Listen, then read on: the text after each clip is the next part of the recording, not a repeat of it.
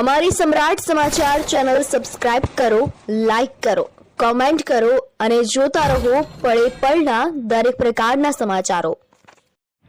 તળાજાથી ભાવનગર જતા Somnath national highway ઉપર થયેલ ટૂંકા ગાળામાં જુદા જુદા 3 અકસ્માતમાં 2ના મોત જ્યારે 1ને ગંભીર ઈજા થઈ હતી। આ બનાવની વાત કરવામાં આવે તો તળાજાથી ધારડી સુધીનો માર્ગ ગોજારો રહ્યો છે।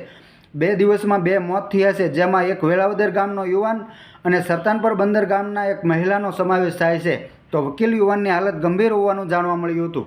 તળાજા તાલુકાના સરતાનપર બંદર ગામના રહીશ ધર્મેશગીરી રતિગીરી ગોસ્વામી ઉંમર વર્ષ 25 નોંધાવેલ ફરિયાદ મુજબ ગત તારીખ 25ના રોજ બપોરે 3 વાગે પોતાનું બાઇક લઈ મા બહેન પૂનમ સાથે બાઇક પર સવાર હતા। એ જ રીતે ફરિયાદીના પિતા અને માતા ઉષાબેન બીજી બાઇક પર સવાર હતા। ધારડી નજીક કસ્તુરગીરી બાપુના આશ્રમ નજીક પહોંચ્યા ત્યારે સફેદ કલરને ક્રેટા કાર ચાલકે પિતા ચલાવતા હતા તે બાઇકને અડફેટે લઈ ભાગી ગયેલ। આ અકસ્માતમાં ફરિયાદીના પિતાને હાથના ભાગે ફ્રેક્ચર તથા માતાને ગંભીર ઈજાઓ થતાં ભાવનગર સારવારમાં લઈ જતા ત્યાં તેમનું મોત નિપજેલ અને અલંગ પોલીસે કારના નંબર આધારે ગુનો દાખલ કરી અને તપાસના ચક્રો ગતિમાન કર્યા છે।